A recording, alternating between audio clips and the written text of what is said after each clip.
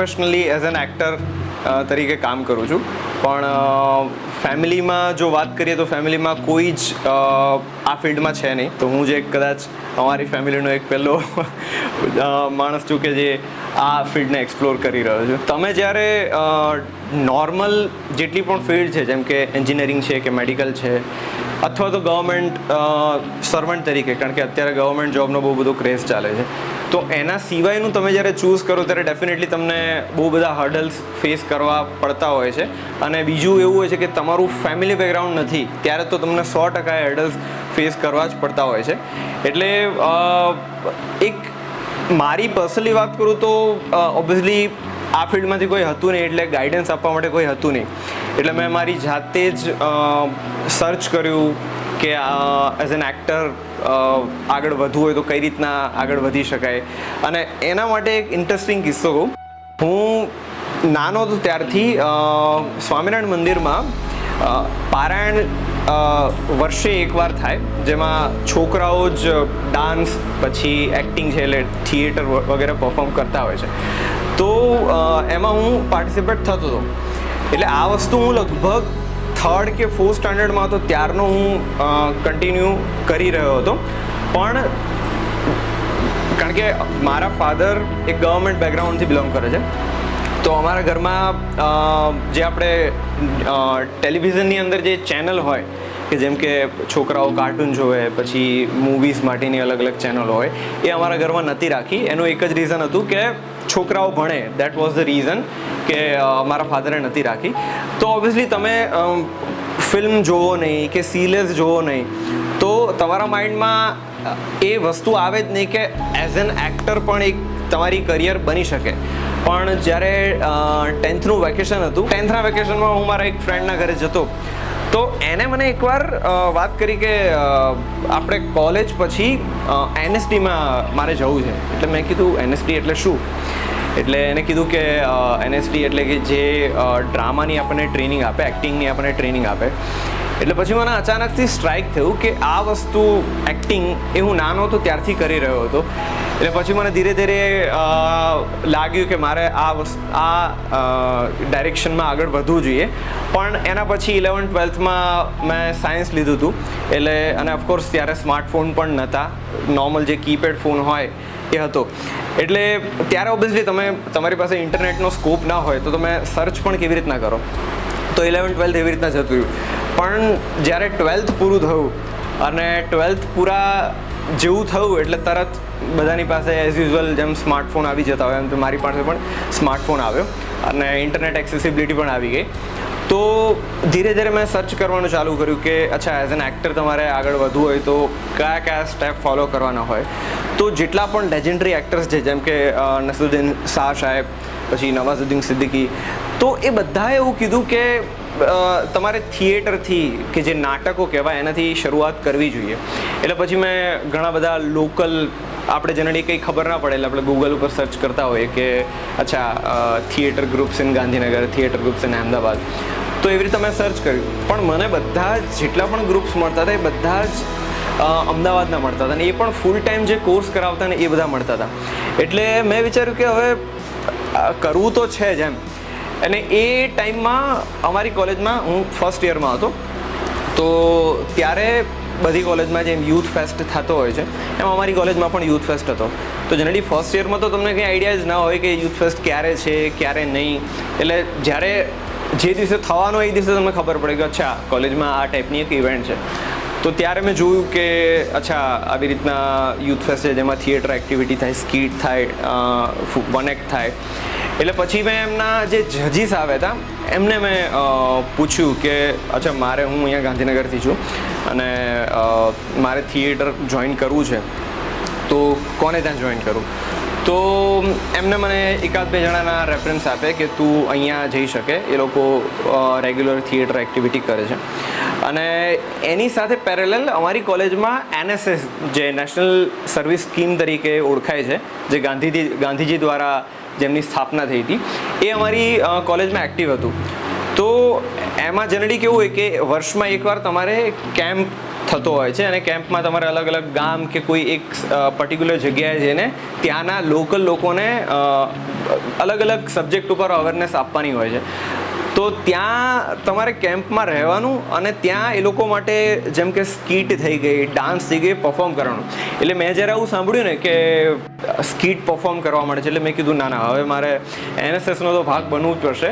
Social service તો થતી જ હશે, પણ મને વધારે રસ મારો પર્સનલ મોહ એમાં હતો કે હું કેમ કરીને આ સ્કીટ માટે કે મને આ બધું પરફોર્મ કરવા મળે. તો એમાં મેં પાર્ટિસિપેટ કર્યું, અને પછી ત્યાં ધીરે ધીરે ઓબ્વિયસલી તમારી અંદર એક સ્પાર્ક હોય એટલે તમે નોર્મલ લોકો જે પરફોર્મ કરે એના કરતાં એક અલગ જ લેવલનું પરફોર્મ કરો.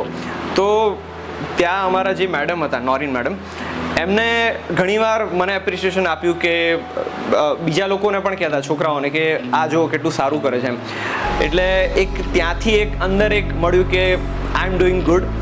અને ત્યાં એક મારો ફ્રેન્ડ આવતો, એટલે ઓબ્વિયસલી તમે જ્યારે આટલા બધા લોકો સાથે કામ કરો એટલે તમારા મિત્રો બની જતા હોય છે. તો આ કેમ્પના લગભગ 2-3 મહિના પછી મને એનો ફોન આવ્યો. મને કે અમે લોકો એક થિયેટર પ્લે કરી રહ્યા છીએ અને તું ભાગ લઈશ? એટલે મેં કીધું હા ઓફકોર્સ, કેમ નહીં. એટલે મને એને કીધું કે કંઈ વાંધો નહીં, આપણે આ સન્ડે મીટિંગ છે, તું આવી જા એમ. એટલે પછી હું સન્ડે ગયો, અને ત્યાં મારા જે એક્ટિંગના જે ગુરુ છે અખ્તર સૈયદ સાહેબ, એમનો કોન્ટેક્ટ થયો, અને જે લગભગ લાસ્ટ 40 યર્સથી થિયેટર ફિલ્ડમાં એક્ટિવ છે અને બહુ જ લેજેન્ડરી એક્ટર છે. તો ત્યાં એમનો કોન્ટેક્ટ થયો. ત્યાં પછી મેં ધીરે ધીરે મારા જે કહેવાય ને કે આપણે પ્રોફેશનલ પ્લેઝ, જે ફૂલ લેન્થ પ્લે આવે એની મેં શરૂઆત કરી, અને which was in the year of 2016. તો એ 2016થી મેં મારી પ્રોફેશનલ થિયેટર જર્નીની શરૂઆત કરી. અને બીજા જેમ જેમ થિયેટર કરતો ગયો, અને ઓબ્વિયસલી આ બધી વસ્તુ કેવી છે કે આર્ટ ફિલ્ડ, ઇફ તમારા ફેમિલીમાંથી કોઈ હશે આ ફિલ્ડમાં તો તમને એ લોકો સમજી શકશે એમ ઇઝીલી. બાકી થોડો સમજવામાં વાર લાગે એમ. એટલે એઝ અ હ્યુમન સાયકોલોજી આપણે જનરલી ઘણીવાર ઘરે આ બધી વસ્તુઓ, આપણને જે ગમતી વસ્તુઓ હોય એ કરતા હોય, અને આપણે ઘરે કહેતા ના હોય એમ. એટલે મેં પણ સેમ આવું જ કર્યું. જ્યારે હું અખ્તર સૈયદને ત્યાં જોઈન થયો ત્યારે પ્લેઝ અમારા રિહર્સલ લગભગ રોજ સાંજે રાતના હોતા, લગભગ 8-9 વાગ્યાથી લઈને રાતના 12-1 વાગ્યા સુધી એમ. તો સ્ટાર્ટિંગમાં તો મેં કંઈ કીધું નહીં એમ કે હું આવી રીતના થિયેટર કરું છું. હું બસ એવી રીતના કહેતો કે ફ્રેન્ડના ઘરે સ્ટડી કરવા જાઉં છું ને એવી રીતના. તો મેં એમને ઘરે એવું કીધું કે હું જે ગેટ, જે એન્જિનિયરિંગ પછીની જે એક્ઝામ આવે માસ્ટર્સ માટેની એન્ટ્રન્સ એક્ઝામ, એની પ્રિપેરેશન કરવા માટે મારા ફ્રેન્ડના ઘરે જાઉં છું. પછી હવે વાત આવી મારા શોની. હવે જ્યારે એ નાટકના અમે રિહર્સલ કરતા, હવે અમે પર્ટિક્યુલર નાટકના 6 મહિના રિહર્સલ કરતા, રોજના 3-4 કલાક રિહર્સલ, અને વીકેન્ડમાં તો ઓલમોસ્ટ ફૂલ ડે રિહર્સલ. એટલે એટલી મજૂરી કર્યા પછી એનો ઓબ્વિયસલી શો તો હોય. તો અમે જનરલી થિયેટરની જે કોમ્પિટિશન હોય ને એમાં અમે પાર્ટિસિપેટ કરતા. તો અમારો શો હતો નડિયાદ. હવે ઓબ્વિયસલી તમારે નડિયાદ શો છે તો તમારે ત્યાં જવું પડે. તો હું ગયો, અને મેં ઘરે એ દિવસે એવું કીધું, કારણ કે ઓબ્વિયસલી નડિયાદ શો છે એટલે શો જનરલી 9 વાગ્યાનો હોય, તો 9 થી 12 તો તમારું થિયેટરનો શો ચાલે. પછી બધું પેકઅપ કરીને તમે ઘરે આવો એટલે આવતા વાર થઈ જાય. અને ઇનફેક્ટ જવામાં પણ પહેલાં તમારે 9 વાગે શો હોય તો થિયેટરની કોમ્પિટિશન તો મિનિમમ તમારે 4-5 વાગે તો મોડું અહીંયાથી નીકળી જવું પડે, ત્યારે તમે ત્યાં પહોંચીને સેટલ થઈને બધું પરફોર્મ કરી શકો એમ. તો એ દિવસે મેં ઘરે એવું કીધું હતું કે હું આપણું અહીંયા ગાંધીનગર અક્ષરધામમાં એક વોટર શો થાય છે, સચ્ચિદાનંદ વોટર શો. તો એમાં હું એઝ એ એક્ટર એક ફાધર ઋષિ ઉદ્દાલકનો રોલ કરતો. તો મેં ત્યારે એવું કીધું કે હું શો કરવા જાઉં છું અક્ષરધામ એમ. એટલે એમને કીધું ઓકે. પછી જ્યારે જનરલી ત્યાં અક્ષરધામનો શોનો ટાઈમિંગ હોય છે અરાઉન્ડ 7:30 ઓર મેક્સિમમ 8, અગર શિયાળો પણ છે તો એ શોનો ડ્યુરેશન છે 45 મિનિટ. એટલે પત્તા તો તમારે 9 મેક્સિમમ 9:30 સુધીમાં તો તમે ઘરે આવી જાઓ એમ. અને ઇનકેસ તમારા 2 શો છે તો 10 વાગ્યા સુધીમાં તમે ઘરે આરામથી પહોંચી શકો એમ. તો 10 વાગ્યા, 10:15 થયા, 10:30 થયા, એટલે હું આવ્યો નહીં.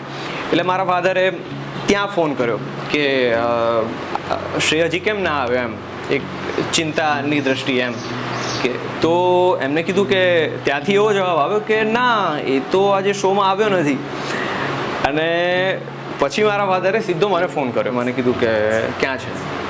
એટલે પછી ઓબ્વિયસલી ત્યારે તો ઓપ્શન નથી ખોટું બોલવાનો, કારણ કે તમે નડિયાદ હો અને એવું કે તમે એવું કહો કે હું મારા ફ્રેન્ડના ઘરે છું, તો એવું કે 5 મિનિટમાં આવી જાય, તો એ પ્રેક્ટિકલી પોસિબલ ના થાય. ત્યારે તો સાચું કહેવું જ પડે. એટલે પછી મેં એવું કીધું કે હું એક શો કરવા નડિયાદ આવી રીતના આવ્યો છું એમ. એટલે પહેલાં એમને એવું કીધું કે આ બધું ક્યારથી ચાલુ કર્યું. એટલે મેં કીધું કે અત્યારે હું શોમાં છું, આપણે પછી વાત કરીએ એમ.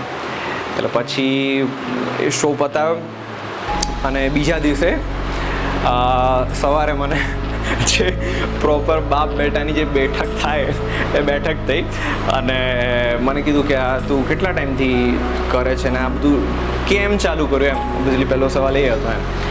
એટલે મેં કીધું કે તો પણ મેં એમને ખોટું કીધું. મેં કીધું કે બસ મેં 15 દિવસની આવી રીતના રિહર્સલ ને પ્રેક્ટિસ કરી છે અને બસ આવી રીતના એક ફ્રેન્ડે મને કીધું હતું એટલે મેં આ પ્લેમાં પાર્ટિસિપેટ કર્યું એમ. એટલે પછી એમને ઓબ્વિયસલી ડાઉટ ગયો કે જે હું રોજ રાતે ભણવાનું જે કારણ આપીને જે રીઝન આપીને જતો હતો એ ડેફિનેટલી એ નહીં હોય, આના માટે જ જતો હશે. અને પછી કોઈક બીજી વાત થઈ અને આખો ટોપિક દબાઈ ગયો. એટલે ત્યારે મેં કીધું કે હું કીધું હાશ, હવે એટલીસ્ટ આ ટાઈમમાં તો અત્યારે તો નહીં આવે, પછી આવે ત્યારે દેખા જાયગા એમ. એટલે પછી ઘરે ખબર પડી કે આવું કરે છે એમ. પછી જ્યારે મારું બેચલર ઓફ એન્જિનિયરિંગ પૂરું થયું અને એઝ આઈ સેડ કે મારા ફાધર ગવર્મેન્ટ બેકગ્રાઉન્ડથી બિલોંગ કરે છે, એટલે એક ગવર્મેન્ટ જે જોબ કરતા હોય એમનું એક સાયકોલોજી એવી હોય કે ગવર્મેન્ટ જોબ એક સિક્યોર જોબ છે કે જ્યાં સુધી તમે કંઈ ખોટું ન કરો ત્યાં સુધી તમને કોઈ ગવર્મેન્ટ જોબમાંથી કાઢી ન શકે એમ. એટલે એમનું પણ એવું હતું કે તું ગવર્મેન્ટ જોબની પ્રિપેરેશન કર અને તું એન્જિનિયર છે, સિવિલ એન્જિનિયર, અને ગવર્મેન્ટ ઓફ ગુજરાતમાં સિવિલ એન્જિનિયરિંગ રિલેટેડ બહુ જ રિક્વાયરમેન્ટ આવતી હતી એમ કે એક સાથે 250-300 જગ્યાની રિક્વાયરમેન્ટ આવે એમ. તો હવે ત્યારે મેં એવું કીધું. અને બીજો ઓપ્શન એવું પણ હતો કે મારો ભાઈ જે કામ કરે છે, બિઝનેસ કરે છે, ત્યાં જોઈન થવાનો એમ. એટલે પછી મેં એવું કીધું કે ના, હું મારે માસ્ટર્સ કરવું છે એમ. હવે માસ્ટર્સ એવી વસ્તુ છે કે તમે જો સારી કોલેજમાંથી કરો ને તો એનો મતલબ, બાકી કોઈ પણ કોલેજમાંથી કરો તો એ ખાલી ડિગ્રી માટે કરતા હોય એવું થઈ જાય એમ. તો મેં વિચાર્યું, મેં કીધું કઈ જગ્યાએ માસ્ટર્સ ચાલુ છે કે નજીકમાં, કે મારી થિયેટર એક્ટિવિટી બંધ ના થાય એવી રીતના એમ. અને ટચવુડ મને PDPUમાં ખબર પડી કે PDPUમાં આવી રીતના ચાલે છે એમ. એટલે PDPUમાં મેં એની એન્ટ્રન્સ એક્ઝામ હોય, ઇન્ટરવ્યૂ હોય, બધા આપ્યા અને એમાં હું પાસ થઈ ગયો. અને હવે પાસ થઈ ગયો તેમ છતાં પણ મારે કરવું હતું તો આ એઝ એન એક્ટર જ. પણ મને એક ટાઈમ મળી જાય કે એક મારી ડિગ્રી તો આવે જ છે, અને એક બીજો એક થોટ પ્રોસેસ એવો પણ હતો કે ચલો કોઈ માણસ કેટલો પણ ટેલેન્ટેડ કેમ ના હોય, પણ એક આપણું કોઈ બેકગ્રાઉન્ડ છે નહીં, તો એક તમારે પોતાની પર્સનલ સેફટી વિચારીને જ વિચારવી જ પડે એમ. એટલે મેં એ હિસાબથી વિચાર્યું, મેં કીધું હું માસ્ટર્સ કરી લઉં, મારી પાસે એટલીસ્ટ એક માસ્ટર્સની ડિગ્રી હશે, તો ઇન કેસ ન કરે નારાયણ અને કાલે કંઈ જ ન થયું મારું એઝ એન એક્ટર તરીકે, તો હું કોઈ કોલેજમાં એઝ અ ફેકલ્ટી તરીકે જઈ શકીશ. અને જનરલી કોલેજમાં તમે જ્યારે ભણાવતા હોય ત્યારે you will get paid, like સ્ટાર્ટિંગમાં પણ 20-25,000 સુધી યુ કેન ગેટ પેડ. એટલે મેં એ વિચાર્યું કે મેં કીધું માસ્ટર્સમાં મને ટાઈમ પણ મળી જશે ને એક મારી પાસે ડિગ્રી હશે તો કાલે ઉઠીને મને કામ લાગશે. એ હિસાબથી મેં માસ્ટર્સ ચાલુ કર્યું. અને હવે માસ્ટર્સ 2019માં ચાલુ કર્યું. અરે એના 1 વર્ષ પછી આવ્યો કોવિડ. હવે માસ્ટર્સ જ્યારે ચાલુ કરતો હતો ત્યારે હા, બીજી એક વસ્તુ કહેવાની રહી ગઈ કે જ્યારે માસ્ટર્સનું એડમિશનની વાત કરીએ ને તો મને સમજાવે મારા ફાધરે કે તું ગવર્મેન્ટ જોબ કર ને, લાઈક માસ્ટર્સ કરીને પણ કોઈ મતલબ નથી એમ, છેલ્લે અલ્ટિમેટલી જોબ જ લેવાની છે, તો તું ગવર્મેન્ટ જોબની પ્રિપેરેશન કર, તું 2-3 વર્ષમાં તો આરામથી તારાથી ક્રેક થઈ જશે એમ. એટલે ત્યારે મેં ફર્સ્ટ ટાઈમ કીધું મારા ઘરે કે મારે એઝ એન એક્ટર મારું કરિયર બનાવવું છે એમ. એટલે પહેલાં તો એમને એક પેલું કહેવાય ને કે મિની શોક નહીં પણ એક થાય કે આ ક્યાંથી આવ્યું એમ. કારણ કે થિયેટર, નાટક વગેરે એ બધું અલગ વસ્તુ, પણ as a career, as an actor વિચારવું એ ક્યાંથી આવ્યું એમ. એટલે મેં કીધું કે ના મારે આ જ કરવું છે એમ. પછી મને કીધું કે આમ બહુ અનસર્ટેનિટી છે, આપણું નંબર આવે ન આવે કોને ખબર, એ ઓળખીતાને જ મળે એમ. અને જનરલી એવું નોર્મલ લોકોના માઇન્ડમાં હોય છે કે ભાઈ ઓળખીતા હોય એ લોકોને જ કામ મળે એમ. એટલે મેં કીધું કે ના પણ મારે એક ટ્રાય કરવો છે એમ. એટલે એમને કીધું કે ટ્રાય વાંધો નહીં, પહેલાં તો ઓબ્વિયસલી ના પાડી, પણ કે ટ્રાય, પણ તું ખાલી બેસીને ટ્રાય ન કર, તારે કંઈક તો જોડે કરવું પડશે એમ. એટલે પછી મેં માસ્ટર્સનો ઓપ્શન વિચાર્યો. મેં કીધું પેરેલલી માસ્ટર્સ પણ થઈ જાય અને મારો ટાઈમ પણ મળે અને જોડે જોડે હું આ બધી એક્ટિવિટીઝ ચાલુ રાખું એમ.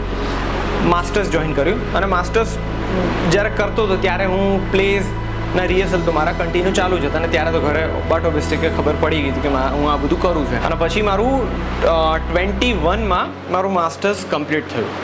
હવે એના પછી માસ્ટર્સ કમ્પ્લીટ થઈ ગયું. હવે અત્યાર સુધી તો મેં એવું કીધું હતું કે હવે હું માસ્ટર્સ કરી લઈશ ને એ બધા મેં બાના માર્યા એમ.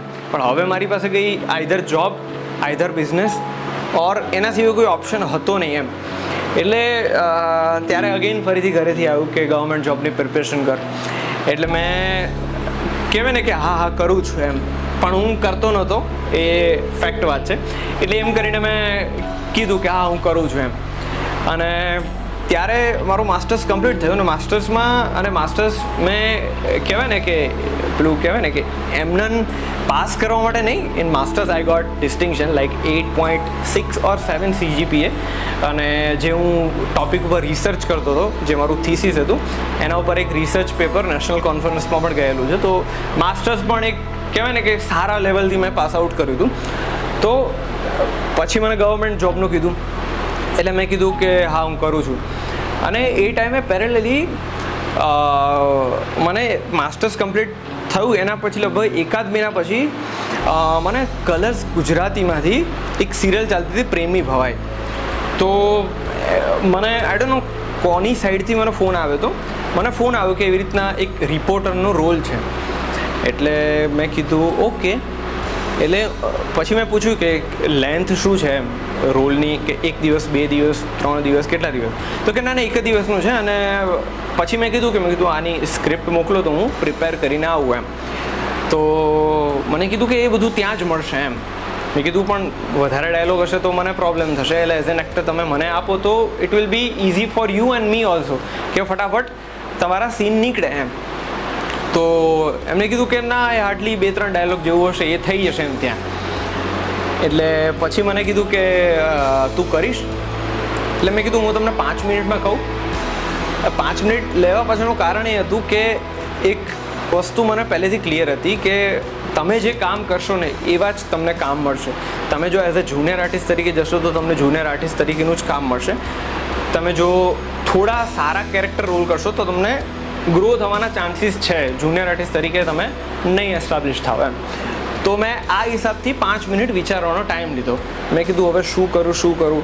અને ત્યારે એની પહેલાં મેં મારા જીવનમાં ક્યારેય પણ સિરિયલ્સ કેવી રીતના શૂટ થાય છે, હિન્દી હોય કે ગુજરાતી હોય, મેં જોયેલી નહીં અને હું ક્યારે એનો પાર્ટ બન્યો નહોતો.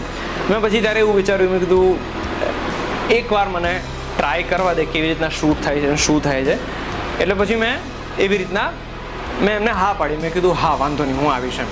એટલે પછી બીજે દિવસે શૂટ હતું. હવે રિપોર્ટરનો રોલ એ કાઇન્ડ ઓફ કહેવાય ને કે જુનિયરનો જ રોલ કહેવાય, કારણ કે 2-3 ડાયલોગ હતા હાર્ડલી. પણ હું જ્યારે પ્લે કરતો ત્યારે પ્લેમાં હું as a lead, parallel lead role કરતો. એટલે હવે ઓબ્વિયસલી તમારું જે ટેલેન્ટ છે, તમારો જે ગ્રાફ છે, એ ઓબ્વિયસલી નોર્મલ જુનિયર હોય એના કરતાં તો અલગ ડેફિનેટલી તરી આવે એમ. એટલે એ દિવસે જ્યારે શૂટ પૂરું થયું, એ દિવસે at the end of the day मैंने एना जो क्रिएटिव डायरेक्टर था एमने मैंने कीधु कि भाई तुम्हारा बहुत अच्छा था, अब से जब भी रिपोर्टर की रिक्वायरमेंट आएगी ना तब तुम लोग को ही आना है. હું હતો ને મારો એક બીજો ફ્રેન્ડ પણ હતો. તો મેં કીધું હા. એટલે મેં ત્યારે હાથો પાડી દીધી. પણ ઓબ્વિયસલી મને બેક ઓફ માઇન્ડ મેં એવું જ કીધું, મેં કીધું હું નથી આવવાનો. મેં ખાલી હું આ એક્સપિરિયન્સ માટે મેં કર્યું હતું. એટલે પછી મને એકચ્યુઅલીમાં મને એના લગભગ 15 દિવસ પછી જ ફરીથી 3-4 વાર કોલ આવ્યા કે આવી રીતના કાલે રિપોર્ટરનો રોલ છે, આવીશ. એટલે મેં ત્યારે બધાને સ્કીમ આપી દીધી. મેં કીધું ના, હું અત્યારે અવેલેબલ નથી ને કોઈ પણ રીઝન આપ્યા એમ. હવે એના આ મેં પહેલી વાર જે શો કર્યો પ્રેમની ભાઈમાં રિપોર્ટરનો રોલ, એના કટ્ટુ લગભગ 2.5 થી 3 મહિના પછી મને એ જ ક્રિએટિવ ડિરેક્ટરનો ફોન આવ્યો, જીગર બુંદેલાનો, કે એક હું તને સ્ક્રિપ્ટ મોકલું છું જેનું તું ઓડિશન બનાવીને મને મોકલી દે. મેં કીધું ઓકે. એટલે મેં ઓડિશન બનાવીને મોકલ્યું અને ઓડિશન એમને મોકલ્યું અને એમને મને એવું કીધું કે આમાં આ કરેક્શન છે, કરેક્શન કરીને મને ફરીથી મોકલ. એટલે મેં કીધું ઓકે. એટલે મેં ફરીથી કરેક્શન કરીને બીજી વાર ઓડિશન મોકલ્યું અને એ ઓડિશન મોકલ્યું. એટલે પછી મેં એક દિવસ પછી એમને પૂછ્યું, મેં કીધું કોઈ અપડેટ? એટલે કે હા, અપડેટ આવશે તો હું તને કહીશ એમ. એટલે અઠવાડિયું થઈ ગયું તો પણ અપડેટ આવી નહીં. એટલે મેં પૂછ્યું, મેં કીધું જીગરભાઈ કોઈ અપડેટ? તો એમને કીધું કે સોરી, યુ આર રિજેક્ટેડ. એટલે મેં કીધું ઓકે. એટલે મેં કીધું ઇટ્સ અ પાર્ટ કે તમને પહેલી જ વારમાં કે કોઈ પણ વારમાં તમને ઓડિશન દરેક વખતે ક્રેક થાય એવું જરૂરી નથી, એ મને ખબર હતી એમ. એટલે મેં કીધું ઓકે. અને આ જે ઓડિશન આપ્યું હતું ને એની પહેલાં એક બીજી સિરિયલ કલર્સ ગુજરાતીની જ્યારે ચાલુ થવાની હતી, એના માટે મેં એમને ઓડિશન આપ્યું હતું. તો એમાં ફર્સ્ટ રાઉન્ડ થયો, એમાં સિલેક્ટ થયો, સેકન્ડ રાઉન્ડ થયો, એમાં પણ સિલેક્ટ થયો. પણ પછી મને એ લોકોએ મીટિંગ માટે બોલાવ્યો. હવે મીટિંગમાં કેવું છે કે તમને રોલ મળવા પાછળ ઘણા બધા ફેક્ટર્સ કામ કરે. એક તો તમારી એક્ટિંગ તો છે જ, એના સિવાય તમારા લુક એન્ડ ફીલ, કે તમે રોલમાં કેટલા સ્યુટેબલ છો લુક વાઇઝ, એપિરિયન્સ વાઇઝ. તો એમાં એવું હતું કે મારી ઓપોઝિટમાં જે ફિમેલ હતી એ એનું હેલ્ધી બોડી હતું, એટલે એકચ્યુઅલીમાં રિક્વાયરમેન્ટ જ હેલ્ધીની હતી એમ. એટલે એની સામે બહુ જ યંગ લાગતો હતો. તો એ રીઝનથી મને ત્યાંથી રિજેક્શન આવ્યું. એટલે મેં આ વસ્તુ ઘરે કીધી એમ કે આવી રીતના સેકન્ડ રાઉન્ડ સુધી ગયો હતો ને પછી આવી રીતનું થયું. એટલે પછી ઘરેથી કીધું, જો આપણને ઓળખતા હોય ને તો જ કામ મળે, બાકી આપણને મેં કીધું હતું ને. એટલે મેં કીધું, એટલે મને તો ખબર હતી કે આ રીઝન નહોતું, કારણ કે હું એમાં સ્યુટેબલ નહોતો એટલા માટે મને કામ નહોતું મળ્યું. એટલે મેં કીધું હા, એવું નથી પણ ઇટ્સ ઓકે. પછી કટ ટુ આ જે શો માટે મને અગેન ઓડિશન આવ્યું હતું. 2 રાઉન્ડ થયા અને એના પછી મને કીધું કે યુ આર રિજેક્ટેડ. મેં કીધું ઓકે. પછી મને અઠવાડિયા પછી ફરીથી ફોન આવ્યો. મને કે હું તને એક કરેક્શન સાથે મોકલું છું અને તું એનું મને ફટાફટ ઓડિશન બનાવીને મોકલી દે ને. મેં અગેન કરેક્શન સાથે ઓડિશન બનાવીને મોકલ્યું. અગેન એનો રિપ્લાય આવ્યો કે યુ આર અગેન રિજેક્ટેડ. મેં કીધું ઓકે. પછી મને એના 4 દિવસ પછી મને ફરીથી એમનો ફોન આવ્યો, જીગરભાઈનો, કે હું તને ફરીથી અગેન એક કરેક્શન સાથે મોકલું છું, એ મને ઓડિશન બનાવીને મોકલી દે ને ફટાફટ. હવે એ વખતે કોવિડની આઈ ગેસ સેકન્ડ વેવ ચાલતી હતી અને મને એટલે મારા ફાધર અને મધરને બંનેને ઓલમોસ્ટ કોવિડ થઈ ગયો હતો અને મને પણ એક સહેજ તાવ જેવું તો આવતું હતું. એટલે હું મારા મધરને લઈને ગયો હતો હોસ્પિટલ દેખાડવા અને એ જ ટાઈમે મને અરાઉન્ડ સવારે 8-9 વાગે ફોન આવ્યો કે હું તને આ સ્ક્રિપ્ટ 4th કરેક્શન સાથે મોકલું છું અને એ મને કરીને ફટાફટ મોકલી દે ને. મેં કીધું ઓકે, વાંધો નહીં. એટલે હોસ્પિટલમાં જ મારે લગભગ 10:30 જેવું થઈ ગયું હતું એમ, 10:30-11 વાગ્યા જેવું. અને મને ઓબ્વિયસલી તાવ જેવું હતું એટલે મને સહેજ પેલું વીકનેસ જેવું તો હતું જ. એટલે પછી મને 11:30 ફોન આવ્યો કે તું મને ફટાફટ ઓડિશન તે હજી મોકલ્યું નહીં. એટલે મેં કીધું જીગરભાઈ, હું હોસ્પિટલમાં ગયો હતો અને આવો બધો ઇશ્યુ હતો એમ. તો મને કે કંઈ વાંધો નહીં, તું મને ફટાફટ તું મને 1 કલાકમાં ઓડિશન બનાવીને મોકલ.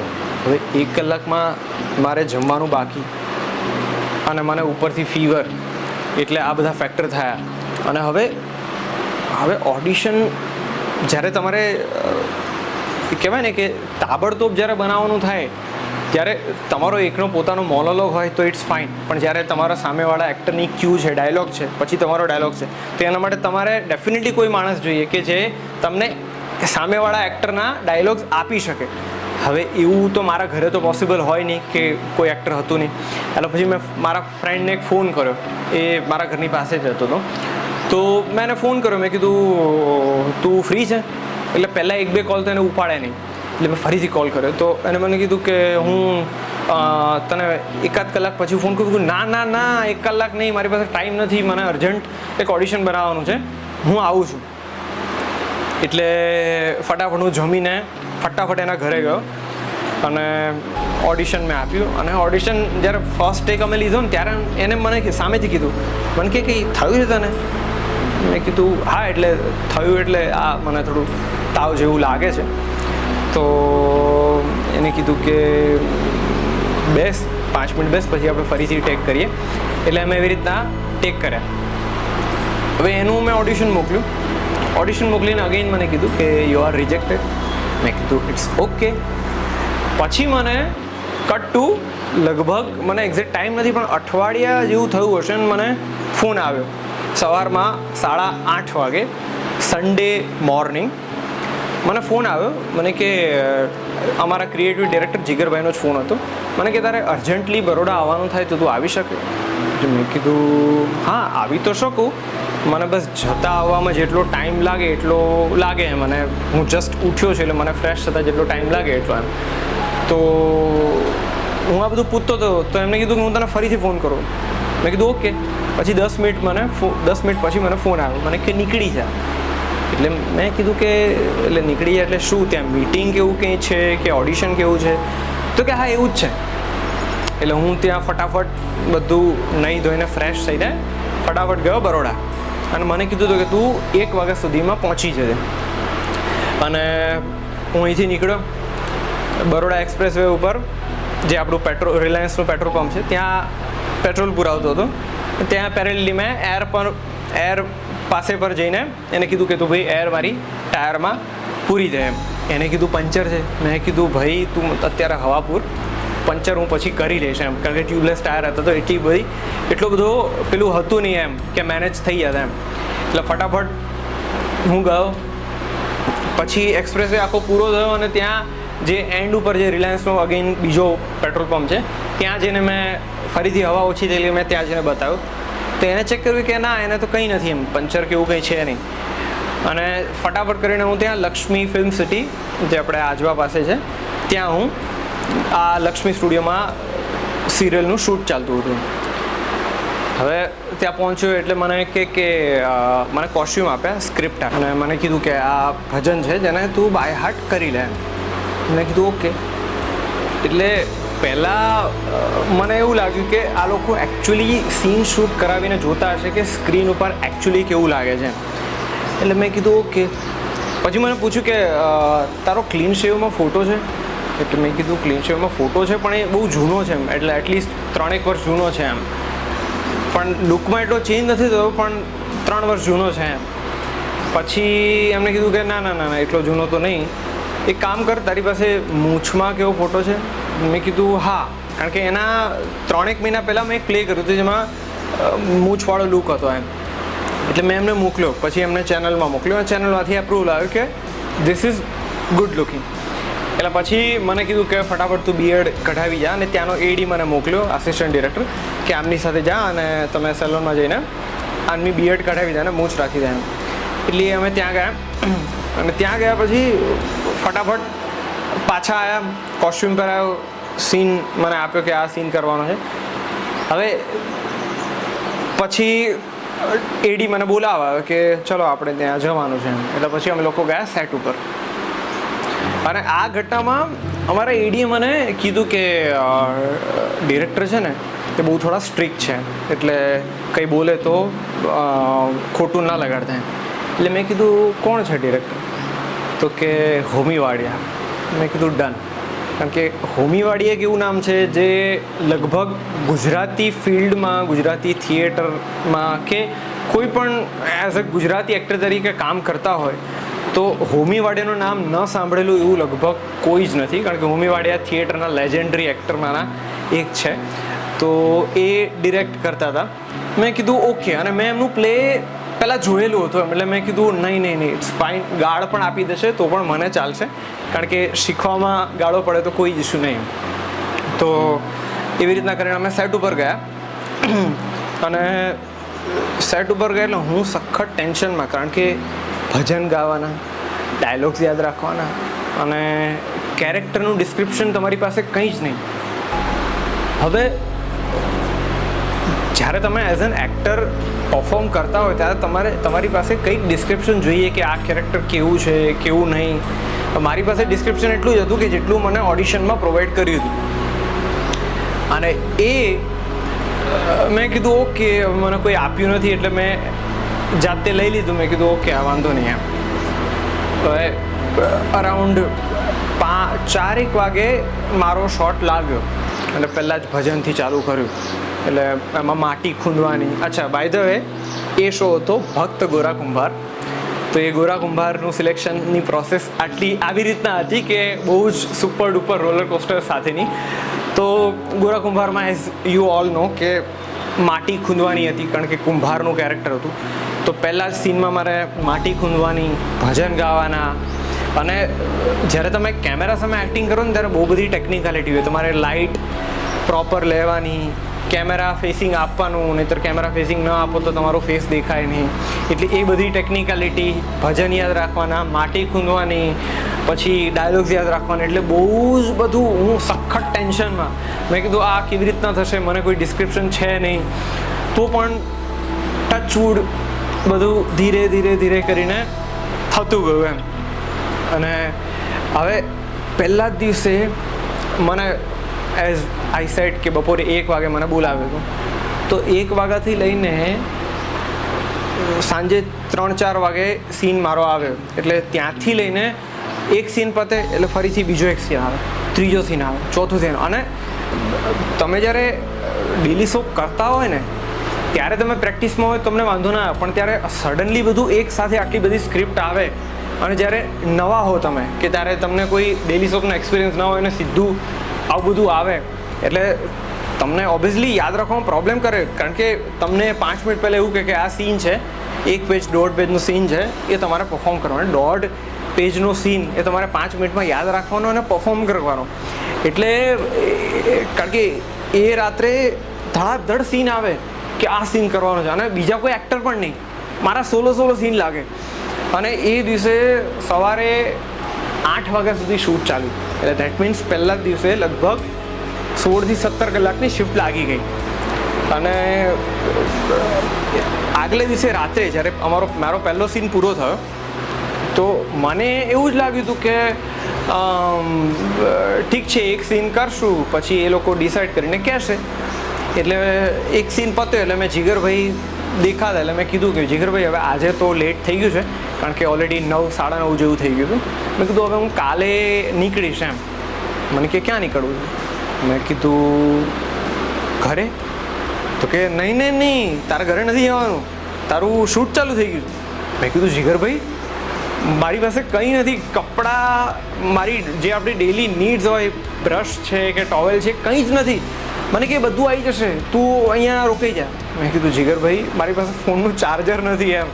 તો કે બધું જ થઈ જશે, તું પ્રોડક્શનવાળાને કહી દે, બ્રશ ને બધું લાવી આપશે, ટોવેલ ને બધું, એ બધું થઈ જશે એમ. મેં કીધું ઓકે. અને પહેલા જ દિવસે આવી 16-17 કલાકની શિફ્ટ. હવે મારી પાસે કંઈ નહીં. હવે જીગરભાઈ એવું કીધું કે હું 1-2 દિવસમાં પાછો આવવાનો છું, તો તારા ઘરે ખાલી કહી દેજે તો હું સામાન ત્યાંથી કલેક્ટ કરી લઈશ એમ. પણ હવે 2 દિવસ કાઢવા કેમ ના? તમારી પાસે કંઈક તો જોઈએ ને, ચાર્જર નથી, તમારી પાસે બ્રશ નથી. એટલે હું 8 વાગે શૂટ પતાવીને, ઓવરનાઇટ ઉજાગરો હતો એ પતાવીને અહીંયા ગાંધીનગર આવવા નીકળ્યો, કારણ કે મારે બધું સામાન ને કપડાં ને બધું લાવવાનું હતું એમ. એટલે મને હોમી સરે કીધું કે are you sure you will drive? તું એવું હોય તો 3-4 કલાક સૂઈને નીકળે એમ, કારણ કે તું આખી રાત શૂટ કરેલો છે અને ડ્રાઈવ આટલું બધું કરવાનું છે એમ. મેં કીધું ના ઇટ્સ ફાઇન એમ. એટલે હું ફટાફટ ડ્રાઈવ કરીને આવ્યો, અહીંથી ફટાફટ કપડાં લીધા, અને અગેન કપડાં લઈને જમી કરીને ફરીથી ત્યાં બરોડા જવા નીકળ્યો, કારણ કે બીજા દિવસે સવારે શિફ્ટ અગેન લાગેલી જ હતી એમ. તો ત્યાં પહોંચ્યો, અને પછી ધીરે ધીરે કહેવાય ને કે સ્ટાર્ટિંગમાં તમને એક સાથે આટલું બધું કામ આવે ત્યારે તમને ઓબ્વિયસલી એક ટેન્શન આવી જાય કે આટલું બધું એક સાથે કેવી રીતના થાય એમ. પણ મને એક વસ્તુ ખબર હતી કે જ્યારે તમે કોઈ પણ વસ્તુ નવી કરી રહ્યા છો હોય ને ત્યારે તમને ડેફિનેટલી પ્રોબ્લેમ્સ થવાના છે. એટલે મારું માઇન્ડસેટ એ જ હતું કે મેં કીધું થોડો ટાઈમ જશે, બધું સેટલ થઈ જશે. અને ખરેખર એવું જ થયું. 3-4 દિવસમાં એકદમ પ્રોપર એક પેલું કહેવાય ને કે એક ફર્મામાં અમે બેસી ગયા હતા કે કે પછી એકદમ બધું કામ ફ્લોલેસ નીકળતું હતું એમ. એટલે એવી રીતના અમારો મારું સિલેક્શન ગોરા કુંભાર અને ગોરા કુંભાર તરીકે અને મને ગોરા કુંભાર શો મળ્યો હતો. અને એ શોના વ્યુઅરશિપ એટલી હતી કે મારા અમુક ફ્રેન્ડ્સ હતા જેના, કારણ કે ગોરા કુંભાર એક જ કલર્સ ગુજરાતી ઉપર ધાર્મિક શો હતો, તો આપણા જેટલા પણ સિનિયર સિટીઝન છે બધા એ શો જોતા હતા. તો મારા 2-3 ફ્રેન્ડનો તો એવો ફોન આવ્યો કે તું મારા ઘરે આવે તો મારા દાદી તને પગે લાગી જાય. મેં કીધું મતલબ આનાથી એઝ એન એક્ટર તમારા માટે કોઈ મોટી ઓપોર્ચ્યુનિટી હોઈ જ ના શકે કે તમારાથી મોટી ઉંમરના લોકો તમને પગે લાગવાની વાત કરે because of that character obviously. પણ એટલે એઝ એન એક્ટર તમને બહુ જ સારું ફીલ થાય કે જ્યારે તમારા પરફોર્મન્સનું એપ્રિશિએશન તમને મળે. એટલે એનાથી મોટી વાત બીજી કોઈ હોઈ જ ન શકે. અને એનાથી પણ મોટું એપ્રિશિએશન અમારા જે ડિરેક્ટર હતા હોમી વાડિયા, એ પણ મને ઘણીવાર કહેતા એમ કે you are very good actor એમ. એટલે આટલા લેજેન્ડરી એક્ટર કે જેમને જોઈને તમે શીખતા હો ને એ તમને આવું કહે એટલે એના માટે કોઈ શબ્દો ના હોય તમારી પાસે. એટલી ગ્રેટ ફિલિંગ તમને આવે એમ. એટલે એના પછી આ ગોરા કુંભાર અમારો શો લગભગ 9 કે 10 મહિના ચાલ્યો. એના પછી ધીરે ધીરે અહીંયા અમદાવાદમાં લોકલ પેલા એડ ફિલ્મ્સ હોય કે પછી કોઈ બીજા નાના મોટા શૂટ હોય એવા ધીરે ધીરે મળવાના ચાલુ થયા. અને પેરેલલી ઓડિશન્સ તો અઢળક ચાલુ જ હતા, કારણ કે એઝ એન એક્ટર તમારા ઓડિશન કહેવાય ને કે ગણી ન શકાય એટલા ઓડિશન આપવા પડે. અને એના કહેવાય ને કે એના રિઝલ્ટ તમારી પાસે પહોંચે પણ નહીં એમ, તમને આન્સર પણ ન મળે કે તમે સિલેક્ટ થયા છો કે નથી થયા એમ. તો એવી રીતના કરીને ધીરે ધીરે ઓડિશન આપ્યા, અમુક થોડા શૂટ મળવાના ચાલુ થયા. અને ઓબ્વિયસલી એક શો મેં આ કરેલો હતો એટલે થોડોક નોન ફેસ, વધારે તો નહીં પણ થોડોક નોન ફેસ એક થઈ ગયો હતો. અને એક એક્સપિરિયન્સ પણ થઈ ગયો હતો કે ઓકે આ માણસે કલર્સ ગુજરાતીની એક સિરિયલ એઝ અ લીડ કરેલી છે. અને હવે અગેન જ્યારે આ તમે કામ કરતા હો ત્યારે ઓબ્વિયસલી તમારા રિલેટિવ્સ છે, ઓબ્વિયસલી આ બેકગ્રાઉન્ડથી કોઈ બિલોંગ નથી કરતા, તો એ અગેન કે આ પતી ગયા પછી શું એમ, એટલે કંઈ બીજું શું એમ, આ તો ઠીક છે એમ, પણ આ બધું છોડીને હવે આ કર, કામ ધંધો કર.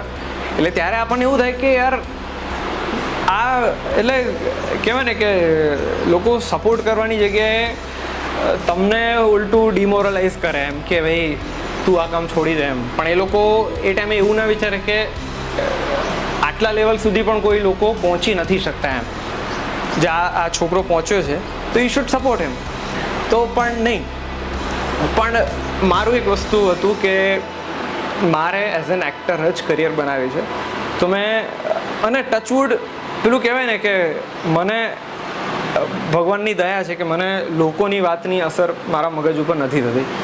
એ લોકો કોઈ પણ હોય મને અસર લગભગ નથી થતી. બોલે સાંભળી લીધું, ઇટ્સ ઓકે. પછી હું મારા માઇન્ડ ઉપર એની અસર ના રહી કે આને મને આવું કીધું, હવે હું એના ઉપર પેલું કહેવાય ને કે તમે ડીપ થિંકિંગમાં ઉતરી જાઓ કે આને મને આવું કીધું, હવે હું શું કરું, હું થઈશ સક્સેસફુલ થઈશ કે નહીં જાઉં.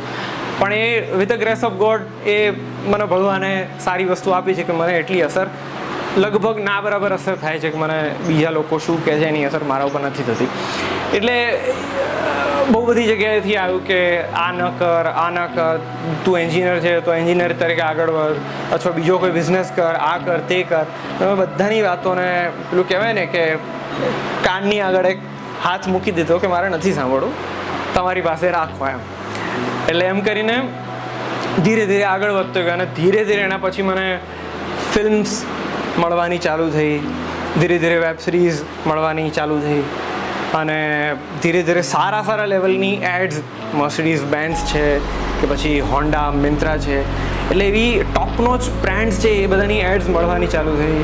પછી તમારી ફિલ્મ્સ જ્યારે થિયેટરમાં રિલીઝ થાય, હવે થિયેટરમાં ફિલ્મ રિલીઝ થવી એ કોઈ નાની વસ્તુ નથી. કોઈ પણ માણસ, હું મારી વાત કહી રહ્યો છું એટલા માટે એવું નથી કહેતો, આ કોઈ પણ માણસ માટે લાગુ પડે કે કોઈ પણ માણસ જ્યારે એનું ફેમિલી બેકગ્રાઉન્ડ કંઈ છે નહીં અને એમાંથી એ માણસ મહેનત કરીને શીખીને જ્યારે એની ફિલ્મ કે સિરિયલ ટીવી કે થિયેટર સુધી પહોંચતી હોય તો એ ઇટ્સ અ ગુડ અચીવમેન્ટ.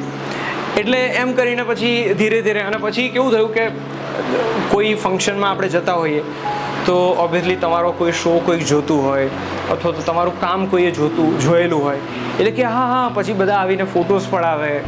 એટલે પછી થાય કે હું જે રસ્તા ઉપર જતો હતો, ભગવાને જે મને સુઝાડ્યું હતું એ સાચો રસ્તો હતો. You should have trust me, but it's okay. એટલે બસ આ સ્ટોરી હતી. એટલે જેમ બીજા એક્ટર્સ જે નવાઝુદ્દીન સિદ્દીકીની આપણે સ્ટોરી સાંભળી કે એ માણસે લગભગ 10-12 વર્ષ સુધી કન્ટિન્યુઅસ સ્ટ્રગલ કર્યું, તો એવી with the grace of God touchwood મને એવી કોઈ સ્ટ્રગલ પડી નથી. પણ હા, દરેકની એક અલગ લેવલની સ્ટ્રગલ હોય છે. કોઈની સ્ટ્રગલની કમ્પેરિઝન થાય જ નહીં. એમની સ્ટ્રગલ અલગ હતી, મારી કંઈક સ્ટ્રગલ અલગ હતી. અને જેટલા પણ દુનિયામાં એક્ટર નહીં પણ કોઈ પણ બિઝનેસ કે કોઈ પણ ફિલ્ડમાં લોકો હશે જે ટોપ નોચ પોઝિશન ઉપર અથવા તો કંઈક એક લેવલ ઉપર પહોંચે છે અને બધાની સ્ટ્રગલ અલગ અલગ લેવલની હોય જ છે. તો તમારા ડ્રીમ છે, તમારે જ પૂરા કરવા પડશે. એમાં તમને કોઈ સપોર્ટ નહીં કરે એવું માનીને જ ચાલો. સપોર્ટ તમને કરે છે, મોસ્ટ વેલકમ. પણ તમે એ માઇન્ડસેટ સાથે ચાલશો ને કે તમને કોઈ સપોર્ટ નથી કરવાનું, you are at your own, તો તમે ક્યાંય નહીં રોકાવ. અને તમારા સપના છે, તમારે જ પૂરા કરવા પડશે.